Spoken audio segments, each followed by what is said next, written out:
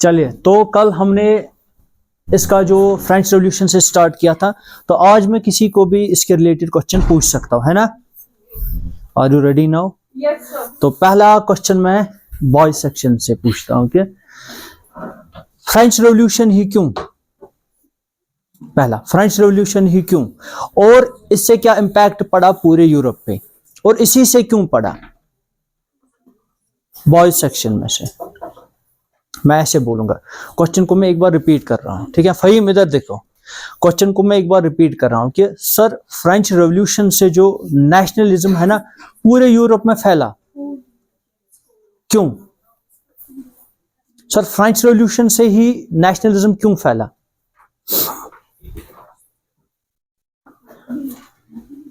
Past girls section, हाँ कोई भी बोल सकता है, चाहे कन पनुन टीम असल फट बचे, ठीक है?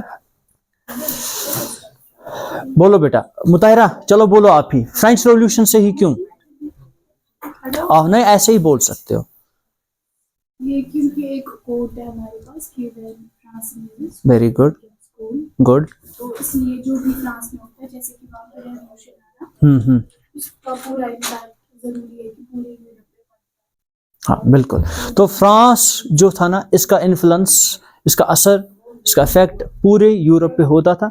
सो यही रीजन है कि फ्रांस से ये पहली चिंगारी, जैसे मैंने बोला, कल जली।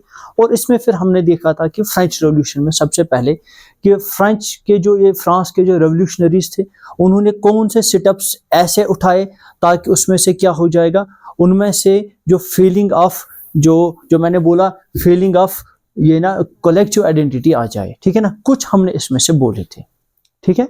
तो मैं किसी से भी जल्दी जल्दी पूछूंगा, 2-3 खाली हाईलाइटेड वर्ड्स में पूछूंगा, क्योंकि हमने कल इसको डिटेल में यहाँ से पढ़ा था। तो यहाँ पे मैं आपसे पूछूंगा, uniform laws for all citizens. कोई आप में से वॉलंटियरली पहले इस सेक्शन में से कहीं बोल सकते हो? Uniform laws for all citizens. Europe में अलग अलग लॉज चलते थे, फिर एक ही लॉज, एक ही तरीके के लॉज चलने चाहिए। Good, that means centralised administration होनी चाहिए। फिर वहां पे uniform system of weights and the measurements, ठीक है ना? मेजर्स। आप में से कोई और जीवन का भी? हाँ, किसी और जगह कोई अलग वेट होता था, अगर इधर एक चीज का 1 होगा, दूसरी जगह उसका 800 ग्राम। ठीक है, आपने एग्जांपल दी, ठीक है, वेरी गुड। तो इसमें क्या है, मेजरमेंट में भी फर्क होता था, तो उन्होंने इसको भी एक तरीके से जो यूनिफॉर्म सिस्टम बना लिया, ठीक है? तो रीजनल डायलेक्ट्स में हमने देखा कि उन्होंने फ्रेंच लैंग्वेज को क्या किया, एक जो है मेन लैंग्वेज बनाई, ताकि वो आपस में इसी लैंग्वेज से बात करे और कम्युनिकेट करे, ठीक है? अब हम आगे बढ़ेंगे।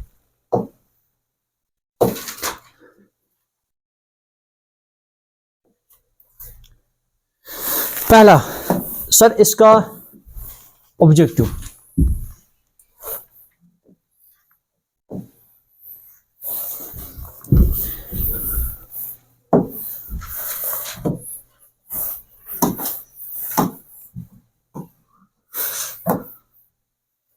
पहला ऑब्जेक्टिव ऑफ फ्रेंच रेवोल्यूशन, इसका ऑब्जेक्टिव क्या था? ऑब्जेक्टिव पहले देखो, The revolutionaries further declared that it was the mission and the destiny of the French nation to liberate the peoples of the Europe from the despotism.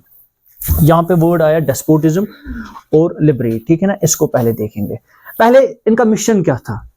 French revolution जब आया ना, एक पहला रेवोल्यूशन का मिशन ये था कि फ्रांस के लोगों को डेस्पोटिज्म से हम बचाए, है ना? उसको लिबरेट करें और उनको वहां से निकाले, था ये। अब इनका एक और मिशन ये था। मिशन क्या था? मिशन को समझो सर। इनका मिशन था, इसको मैं हाईलाइट करता हूं, मिशन ये था कि French to liberate the people of Europe from despotism. अब ये लिबरेट करने जा रहे हैं पूरे यूरोप के लोगों को इस डेस्पोटिज्म से, ठीक है? अब डेस्पोटिज्म की बात आई, डेस्पोटिज्म है क्या?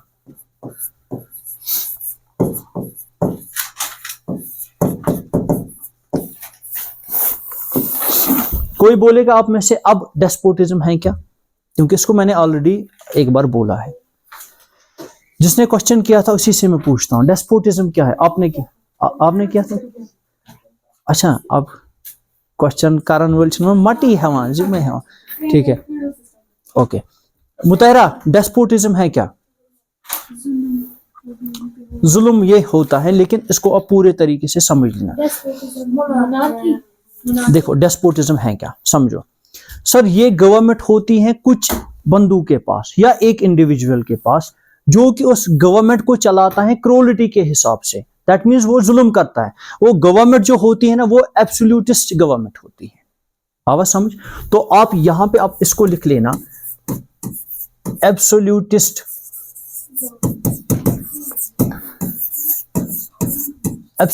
गवर्नमेंट। एब्सोल्यूटिस्ट गवर्नमेंट में सर होता क्या है? सर पावर कुछ लोगों के पास होता है, आया समझ? पावर कुछ लोगों के पास होता है, और again I am going to repeat this word, वो अकाउंटेबल नहीं होती है। गवर्नमेंट अकाउंटेबल नहीं होती। अकाउंटेबल मीन्स आंसरेबल वो अब नहीं होती है। दैट मीन्स जो वो चाहेगी ना वो करेगी। आवाज समझ असल पर? अब यही हो रहा था, एब्सोल्यूटिस्ट इंस्टीट्यूशंस चल रहे थे पूरे यूरोप में। पूरे यूरोप में इस तरीके की गवर्नमेंट चल रही थी। सबसे पहले चल रही थी फ्रांस में, और उन्होंने उस चीज को लिबरेट वहां से किया। क्या हो रहा है? उन्होंने वहां से इसको लिबरेट किया। लिबरेट मीन्स उखाड़ के फेंक दिया।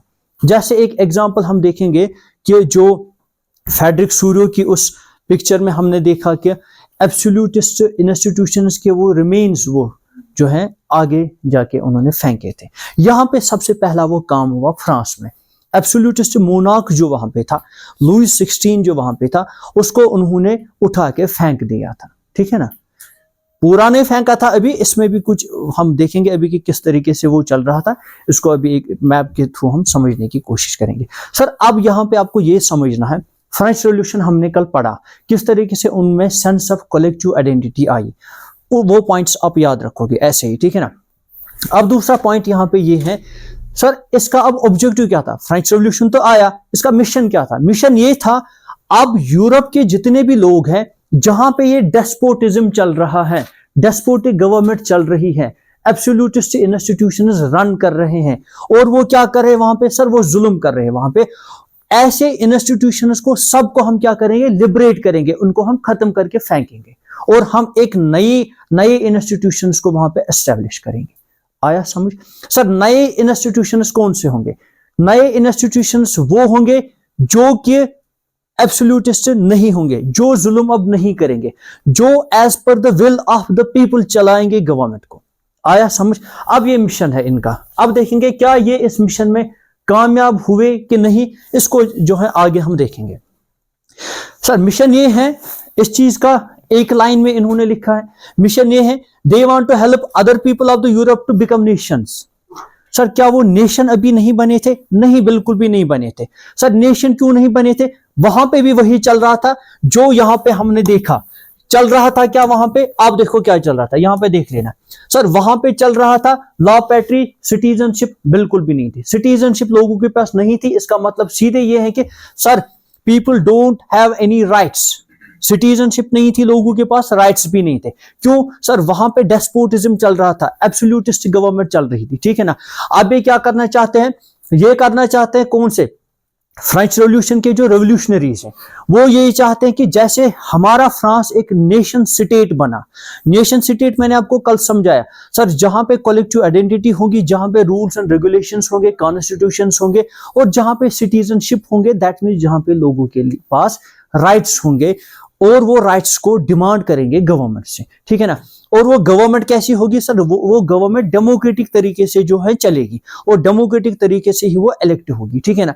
ये अब चाहते हैं कि जो चीजें हमने यहां से हटा ली, आप फिर से एक बार इसको देख लो कौन कौन सी चीजें इन्होंने हटाई। सेम चाहते हैं वो यूरोप के दूसरे कंट्रीज में भी इस तरीके से हो, ये चीजें खत्म हो जाए, और नेशन स्टेट वहां पे हम एस्टेब्लिश करें। आया समझ? ये इसका ऑब्जेक्टिव आया समझ? फ्रेंच रेवोल्यूशन का ऑब्जेक्टिव क्या है? फिर से आप रिपीट करो, बोलो जल्दी, कोई भी वॉलंटियरली उठो और बोलो। क्या? फ्रेंच रेवोल्यूशन का जो अब ऑब्जेक्टिव, और we can say what was the mission of the French revolution? Despotism को खत्म करना। बिल्कुल। कहां पे? रेस्ट ऑफ द यूरोप में। हाँ, फिलहाल के तौर पे अगर हम देखेंगे, temporarily the despotism was destroyed in the France itself. Now they want to destroy it in the other countries of the Europe. सही बात है, समझ आया। लड़कों से मैं पूछ रहा हूं, तू इतना क्या उछान बोन कुन मैं कुन वुशु मैं कुन, पूरा नजर इधर रखो, ठीक है। आप लिख रहे हो कुछ? हाँ लिखो साथ में, और जहां पे भी कोई क्वेश्चन होगा मुझे पूछो। वैसा तो अभी वो माहौल नजर नहीं आ रहा है कि क्वेश्चन पूछने का, खाली कर कोरो का चलता क्वेश्चन, ठीक है। तो इसको अब हम यहां पे देखेंगे।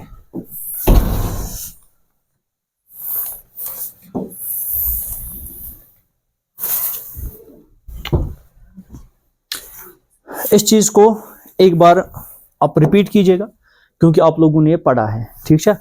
अब देखो, सबसे पहले बात करेंगे हम फ्रेंच रेवोल्यूशन और किस तरीके से ये यूरोप में फैला। वो सगो थी नजर से फ्रेंच रेवोल्यूशन, और ये रेवोल्यूशन कहां पे फैलेगा? अब यूरोप से, जो कि इनका मिशन है। समझाना अभी हमने मिशन क्या है? To liberate the despotism of the other countries, है ना, यही है। अब ये यूरोप में आए। सर यूरोप में कैसे आए? आप देखो, यहां पे देख लेगा। सबसे पहले हम यहां से एक चीज ये लिखेंगे, सर सबसे पहले फ्रेंच रेवोल्यूशन कब आया? 1789। Very good, 1789। यहां पे इस डेट पे क्या हुआ? सर लुई 16 के पावर को कम किया गया, रिड्यूस किया गया, इतना पता है ना हमें। फिर सर क्या होता है? फिर ऑलमोस्ट ये कब तक चला? 1794 तक क्या हुआ? सर जैकोबिन क्लब्स बने।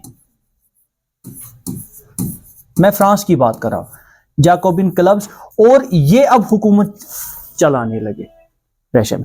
फिर क्या होता है सर? फिर 1804 ऑलमोस्ट इस डेट तक यहां पे सर डायरेक्टरी का रूल चला। डायरेक्टरी का रूल चला, है ना, इस डेट में ये चला। आप देख लेना डायरेक्टरी रूल में क्या मसला था। सर डायरेक्टरी रूल में ये मसला था, वो जो 5 मेंबर्स थे वो आपस में झगड़ रहे थे, तो उनका भी रूल खास तरीके से नहीं चल रहा था। इसी के पैरेलल में एक और चीज चल रही थी। पैरेलल में सर क्या चल रही थी? सर पैरेलल में आर्मी अपना जो काम कर रहा था। आ रहा समझ? फ्रांस के आप 2 पोर्शन से आप देख लेना, फ्रांस को 2 पोर्शन से देख लेना। एक, हाँ मैं अभी करूंगा रिपीट। फ्रांस को 2 आप ये जो ना पोर्शन से आप देख लेना। सर एक ऊपर वाली जो लाइन है ना, वहां से आप देखोगे सर फ्रेंच रेवोल्यूशन आया। वहां पे फ्रेंच रेवोल्यूशन में क्या हुआ? लुई 16 के पावर को कम किया गया। फिर उसके बाद धीरे धीरे जो उन्होंने वहां पे गवर्नमेंट बनाई थी, जो हमने पढ़ा, जो न्यू मिडिल क्लास वगैरह थे, उनको भी फिर जो है खत्म किया गया। तो जैकोबिन क्लब आया सामने। जैकोबिन क्लब्स कौन से थे? यूथ था, इनकी कुछ जो यूनिफॉर्म वगैरह थी, जो परसों किसी ने बोला भी यहाँ पे ट्राउजर्स वगैरह, व्हाइट स्ट्रिप ट्राउजर्स, है ना। तो अब ये हुकूमत चलाने लगे, ये भी फेल हुआ। तो डायरेक्टरी का रूल बना। डायरेक्टरी क्या था? इलेक्टेड 5 मेंबर्स हुआ करते थे जो सारे डिसीजंस लेते थे। लेकिन वो जो इलेक्टेड 5 मेंबर्स थे ना, वो हमेशा आपस में लड़ते रहते थे। वो क्या होते थे? जो झगड़े की वजह से वो कभी अच्छी तरीके से जो वहां पे अच्छे तरीके से हुकूमत नहीं कर पाए, तो वो भी फेल हुए। यहां से इसके पैरेलल में आर्मी अपना काम कर रही है। आर्मी क्या कर रही है? आर्मी यहां से इस आइडियोलॉजी को यूरोप के दूसरे हिस्सों में ले रही है और वहां पे फैला रही है, और लोगों को इस बात के लिए मोटिवेट कर रहे हैं कि आप अपने पैरों पे खड़ा हो जाओ और अपनी गवर्नमेंट के खिलाफ आप लड़ो, जिस तरीके से फ्रांस में हमने किया वैसे ही। और इसी दौरान एक बंदा होता है नेपोलियन। क्या होता है? नेपोलियन।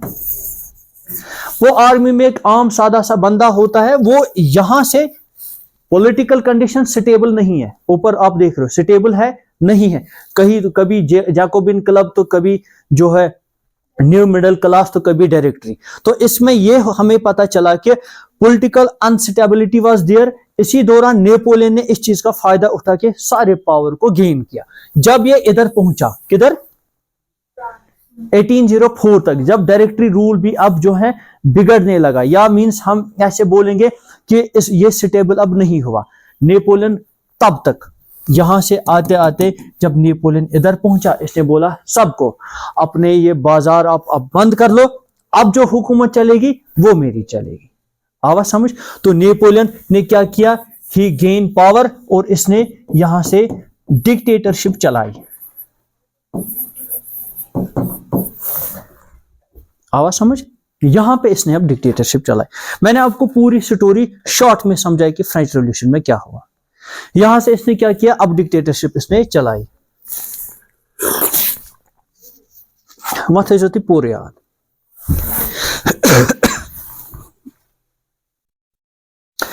ये आर्मी अपना काम कर रही थी, जैसे मैंने बोला एक तरह जो ऊपर की लाइन में से आप देख रहे हो कि जो हुकूमतें अपनी हुकूमत चला रहे, लेकिन आर्मी को जो करना है वो कर रहे। आर्मी ने किया क्या, देखो पहला पॉइंट, फ्रेंच आर्मी विच मूव्ड इनटू, फ्रांस की आर्मी जो अब फ्रांस में नहीं रही, जैसे इनका मिशन था, फ्रेंच रेवोल्यूशन का मिशन क्या है सर, दूसरे लोगों को भी डेस्पोटिज्म से बचाना था ना, फिलहाल के तौर पे मिशन ये था। So they did the same what they did, French armies which moved into, वो कहां कहां पे अब चले गए, वो मूव करने लगे दूसरे कंट्रीज में। सर क्यों वहां पे गए, हॉलैंड में क्यों गए, बेल्जियम में क्यों गए, स्विट्जरलैंड में क्यों गए, इटली में क्यों गए सर, क्यों, क्योंकि they want to liberate the other nations as well, वो डेस्पोटिज्म को खत्म करना चाहते थे। आवाज समझ, और वो अपना काम यहां से करते आ रहे जब तक नेपोलियन क्या है, जब तक नेपोलियन ने अपनी हुकूमत को संभाला। अब देखो, outbreak of the revolutionary wars, the French armies began to carry the idea of nationalism abroad. जैसे जो इनका जो आइडिया था कि ये नेशनलिज्म को दूसरे कंट्रीज में ले, वो जैसे यहां पे अभी मुताहिरा ने बोला था कि जो फ्रांस में हो रहा था ना, उसका इन्फ्लुएंस इफेक्टिव बराबर दूसरे यूरोपियन कंट्रीज में होता था, है ना। तो यहां पे ये आर्मी इनको यही समझा रहे कि हम भी आपका सपोर्ट करेंगे, आपको खाली ये करना है। असल में ये इनमें क्या कर रहे थे, ये इनमें नेशनलिज्म का कंसेप्ट दे रहे थे।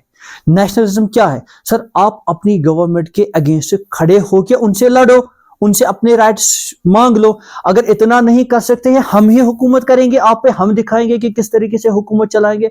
ये इनको दिखा रहे थे कि फ्रांस के लोग बहुत खुश हैं हमसे, जो हम फ्रांस में कर रहे हैं ना, वहां पे लोगों को राइट्स मिल रहे हैं, वहां पे लोग अपनी मर्जी के मुताबिक गवर्नमेंट को चला पा रहे हैं, ठीक है ना। तो आप लोग भी ये करो, और वो इस चीज से इनको एक तरीके से हम ये बोल सकते हैं कि वो इनको इस चीज के लिए फोर्स करे कि आप लोग भी यही करो, हमारा ही पाथ कॉपी करके आप अपनी गवर्नमेंट को हटा लो और हम इस चीज में आपकी मदद करेंगे। तो धीरे धीरे नेपोलियन ने इन इलाकों को भी अपने ही कब्जे में किया। ये अभी देखेंगे, ये आया समझ। देखो फिर से कॉपी कैसे किया सर, जैसे यहां पे जैकोबिन क्लब बने थे ना यहां पे, तो इन्होंने बोला बाकी कंट्रीज में आप भी जैकोबिन क्लब को फ्रेम कर लो, आप भी जैकोबिन क्लब को फॉर्म कर लो, ताकि आप क्या करोगे, आप जो है अपनी गवर्नमेंट के खिलाफ फिर लड़ पाओगे। तो ऐसे ही हुआ, सेम जो ये चाहते थे, जैकोबिन क्लब्स यूरोप के दूसरे कंट्रीज में अब बनने लगे, जैसे यहाँ पे बनने लगा था। और यहाँ पे फ्रेंच आर्मीज भी आगे मूव कर रहा है, और अब लोगों में इनकलकुलेट हो रहा है क्या सर, नेशनलिज्म का आइडिया। अब लोग भी सोचने लगे कि फ्रांस के लोग अगर ये कर सकते हैं तो हम भी कर सकते हैं। अगर उनके पास अभी राइट्स हैं, वो जो हम ऐसे बोलेंगे चैन की नींद सो रहे हैं, हम क्यों टैक्स देंगे, हम क्यों ये करेंगे, हम क्यों गवर्नमेंट का इतना मानेंगे। तो वो क्या कर रहे हैं, वो भी अब इस चीज के लिए जो है तैयार हुए हैं, हमें भी इसको लिबरेट करना है, हमें भी इसको यहां से हटाना पड़ेगा। ये आया समझ। अब देखो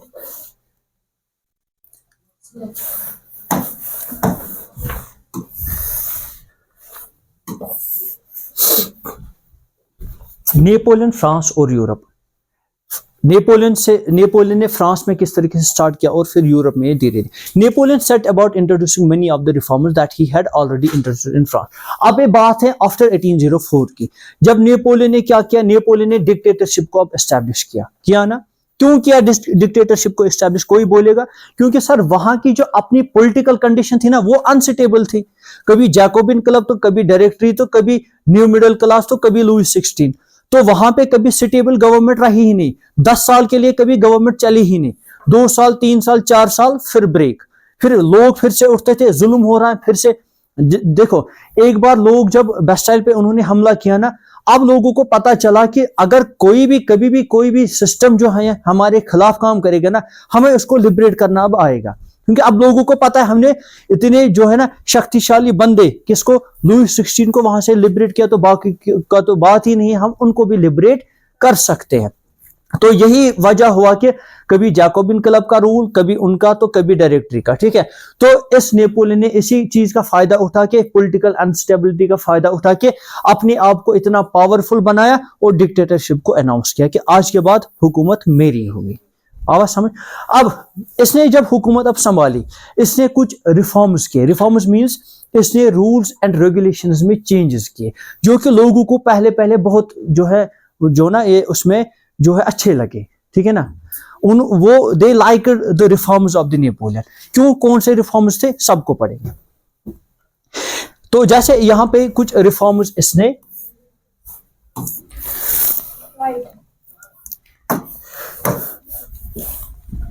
reforms that he had already introduced in France, इसने फ्रांस में कुछ रिफॉर्म्स लाए थे। तो यही इसने अब दूसरे कंट्रीज में गया, फॉर एग्जांपल हॉलैंड गया, बेल्जियम गया, वहां पे यही रिफॉर्म सेम ये रिपीट करने जा रहा है और लोग इससे खुश हो रहे हैं। तो through a return to monarchy, Napoleon had no doubt destroyed the democracy in France, but in the administrative field he had incorporated the revolutionary principles in order to make whole system more rational and efficient।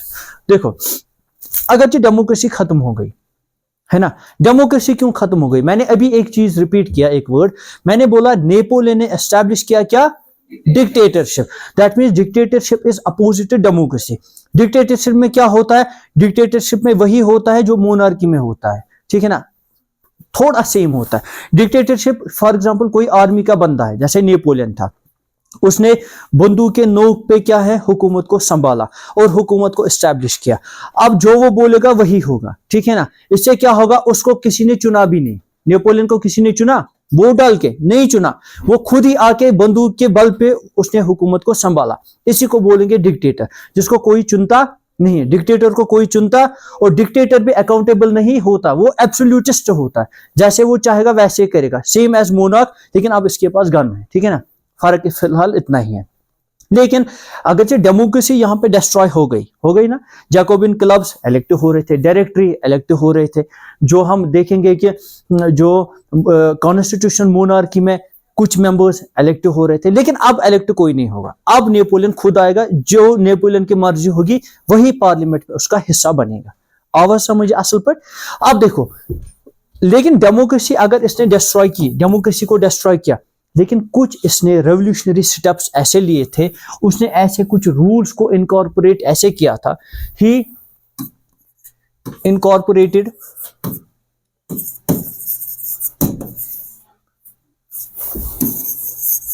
New revolutionary principles के rules, ठीक है ना। इसने कुछ नए rules को incorporate किया। उससे क्या होता है सर, ये रेवोल्यूशनरी थे, लोगों के लिए नए थे और लोग इसी से खुश थे। असल में देखो, बात को समझ लेना, गवर्नमेंट अच्छी कौन सी होती है, कोई बोलेगा मुझे, डिक्टेटरशिप है, डेमोक्रेसी है, जो मोनार्की है, या खलीफा है, बहुत सारे टाइप्स हैं गवर्नमेंट के। इस्लामिक खलीफा थी दिस एग्जांपल, ठीक है ना। वहां पे वैसे वोटिंग नहीं होती जैसे डेमोक्रेसी में होती। अब मैं आपसे क्वेश्चन करता, सर कौन सी गवर्नमेंट इसमें अच्छी है, कोई बोलेगा? Very good.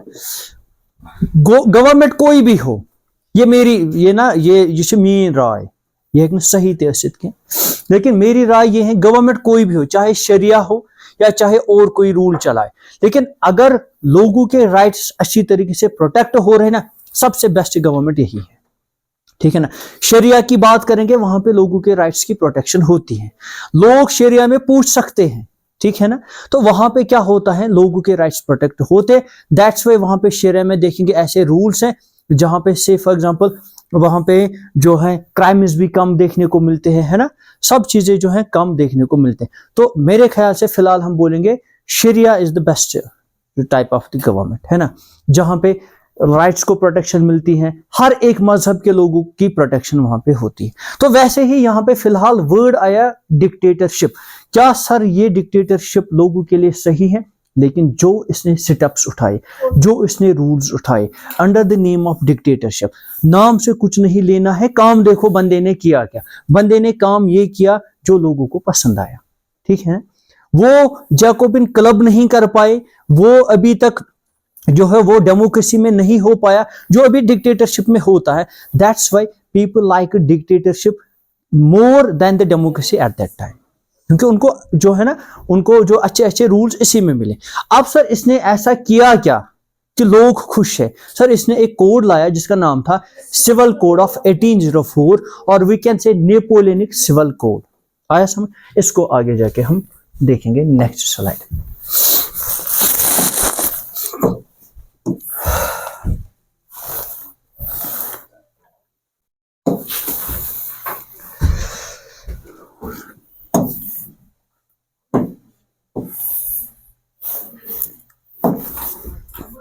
अच्छा सर, इसका डेट आप याद रखोगे क्योंकि ये स्टार मार्क है, स्टार मार्क कर लो इसको, बड़ा इंपॉर्टेंट क्वेश्चन है।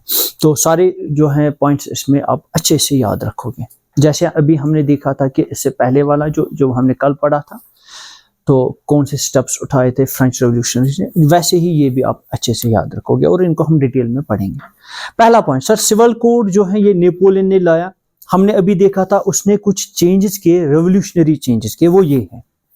यहाँ पे आप समझो, ये कुल मिला के हम बोलेंगे कि कुछ इसमें जो है रिजेम्बलेंस है, ये रिजेंबल होते हैं वो रेवोल्यूशनरी वाले पार्ट के साथ जो हमने कल पढ़ा था। कुछ रूल्स इसमें, पहला क्या किया इसने, नाम याद रखोगे, ठीक है। इसने सबसे पहले किया privilege based on birth abolish किया, इक्वालिटी बिफोर लॉ को लाया, और इसने राइट टू प्रॉपर्टी को एस्टैब्लिश किया कि बोला कि ये अब होगा, ठीक है। पहला पॉइंट सर, पहला पॉइंट क्या है, इसने क्या किया, इसने प्रिविलेज बेस्ड ऑन, जो इसने मतलब ये लॉ दिए, इसने इसको फिर कहा सिविल कोड। हाँ, based on code means rule, ठीक है ना, बर्थ। इस चीज को समझने के लिए इसको थोड़ा डिटेल में हम देखेंगे। इस चीज को समझने के लिए you have to move the first chapter of history of 9th class, ठीक है। वहां पे हमने देखा, क्या देखा हमने कि वहां पे 3 डिविजन्स थे सोसाइटी में, है ना। कौन कौन सा था, जल्दी बोल। फर्स्ट में कौन से थे, क्लर्जी या चर्च, दूसरे में नोबेलिटी। हम यही लिखेंगे, ये था फर्स्ट एस्टेट और ये था second estate. Sir privilege based on birth किन को मिल रहा था, इन ही दो को, तीसरे को नहीं, ठीक है ना। जो थर्ड था ना, इनको नहीं मिल रहा था, इनको मिल रहा था, इनको मिल रहा था। कौन कौन से इनको प्रिविलेज अब मिल रहे थे ये हम बोलेंगे। पहले प्रिविलेज है क्या, privilege is a special right, yes, special right, जो कि हर एक को नहीं मिलता है। सर किसको मिलता है, ये किसी किसी को मिलता है। अब मिलता किसको है, जिसने किसी हाई रैंक वाली फैमिली में जन्म लिया होगा, ठीक है ना।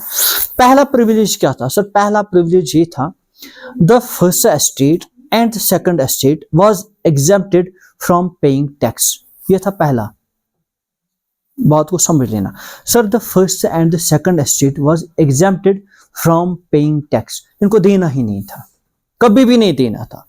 सर यहां पे टैक्स पहला नहीं देना है, ये था इनके लिए प्रिविलेज। अब देखो, बच्चे ने चर्च वाली फैमिली या प्रीस्ट की फैमिली में जन्म लिया, टैक्स फ्री हो गया जन्म लेते ही, ठीक है ना।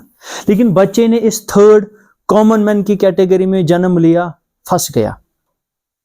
आवाज समझ, because now every time he has to pay tax. Tax के भी फिर टाइप थे, टैलीज थे, टाइथ्स थे, ये हमने पढ़ा है, ठीक है ना। बहुत सारे इसको टैक्स भी देने थे, इसमें भी कुछ टैक्स का जो है नाम अभी आएगा, ठीक, इनको देने पड़ते थे इनको।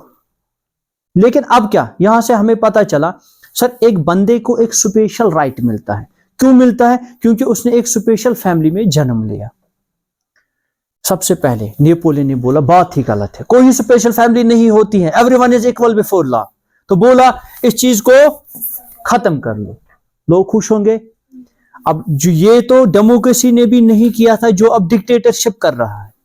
So people were happy. अच्छे से पहला पॉइंट समझ आए। दूसरा सर इसने क्या बोला, इक्वालिटी बिफोर लॉ। चाहे कोई चर्च का बंदा हो, चाहे कोई नोबलिटी सेक्शन से बिलोंग करता हो, क्राइम करेगा पुनिश सेम होगा, ठीक है ना। क्राइम करेगा पुनिशमेंट सेम होगी। तो कोई कानून की नजर में ऊंच नीच अब नहीं, कानून के नजर में सब बराबर है ना। अच्छा तुझे वुचान जमिस जजस ब्रोह कन सह चश्मा लगा के सह त्रकर लगित सह नफर सह क्या आसान, कानून के नजर में सब बराबर, ये नहीं देखेगा आगे मेरा बाप है कि और कोई है, फैसला देना है आंखें बंद करके देना है, आंखें बंद करके देना है, क्या नहीं सोच समझ के देना है, एज पर लॉ देना है। तो अब देखो Napoleon simplified the administrative division, ये हमने इससे पहले भी डिस्कस किया है, सिंप्लीफाई किया इसने एडमिनिस्ट्रेटिव डिवीजन को।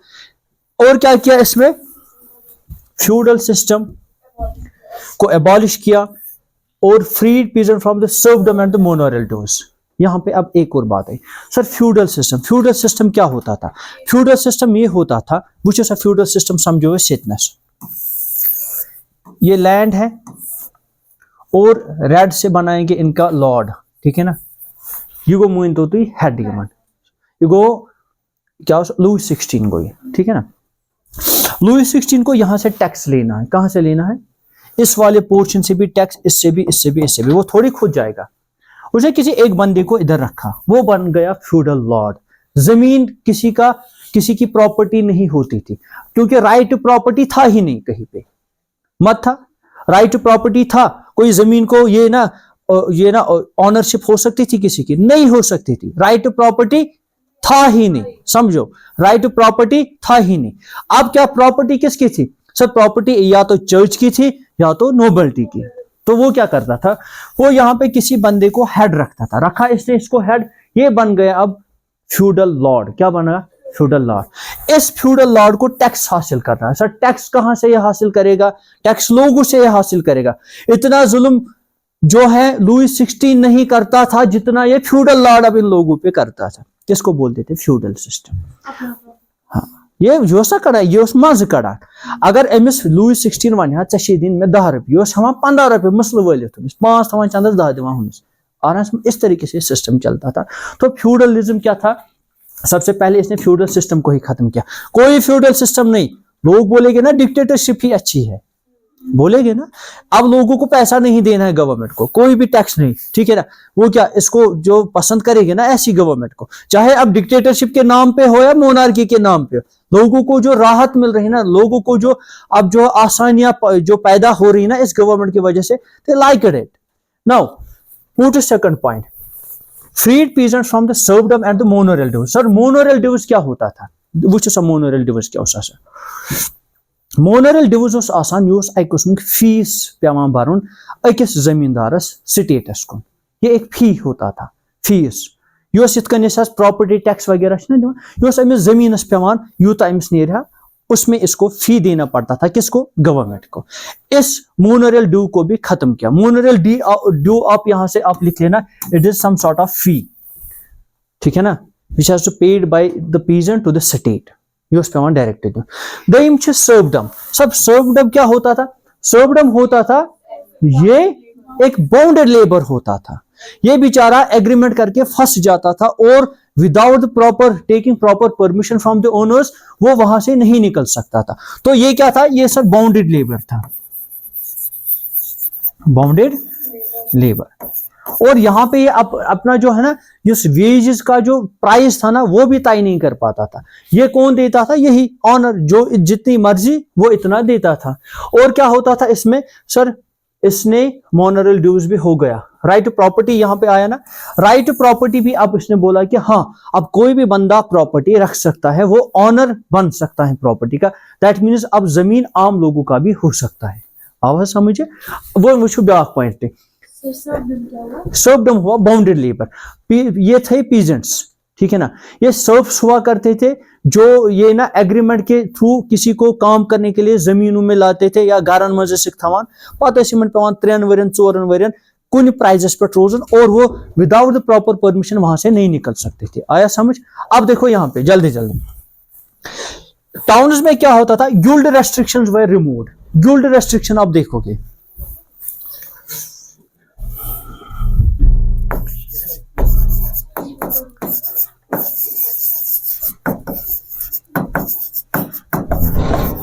गिल्ड रेस्ट्रिक्शन देखो, गिल्ड रेस्ट्रिक्शन है क्या, क्या हुआ, गिल्ड रेस्ट्रिक्शन है क्या, समझो। जब भी ये बिजनेस करते थे ना, ये रिलेटेड टू बिजनेस है, इसको अच्छे से समझ लेना, आप भी इधर नजर रखो, सारी थो कन गिल्ड रेस्ट्रिक्शंस थे, दे फॉर्म सम यूनियंस, इथ कन आज आसान लेबर मजदूर यूनियन, स्टूडेंट यूनियन, तो यहाँ पे ट्रेडर्स अपना जो है ना ट्रेडर्स यूनियन बनाते थे, बट इट वाज बैन्ड। इनको गवर्नमेंट बोल रहा था, उस टाइम की जो प्रीवियस गवर्नमेंट थी वो इनको बोल रही थी कोई भी यूनियन नहीं बननी चाहिए, कोई भी ट्रेड यूनियन या एसोसिएशन नहीं बननी चाहिए। ये क्या था, अब एसोसिएशन थी, या हम ऐसे लिखेंगे ट्रेड एसोसिएशंस। इससे क्या फायदा होगा? इससे ये फायदा होता था, एसोसिएशन जब बनेगी, कोई डिमांड होगी तो एक बंदा जब बात करेगा ना उसका वैल्यू नहीं होगा। युति गैसे करो सा हड़ताल, सॉरी एसोसिएशन है ना, तो एक साथ ही अपनी डिमांड को रखने के लिए प्रोटेस्ट कर सकते हैं, तो इट विल जो है ना डेफिनेटली गिव देम बेनिफिट, है ना। यूनियन छ करान प्रेशर किन कहीं, यूनियन आप इंशाल्लाह 10th के ही इस वीक्स में पढ़ोगे कि ये जो प्रेशर ग्रुप्स वगैरह ये किस तरीके से गवर्नमेंट को प्रेशराइज करते हैं, तो इन पे भी बैन हटे।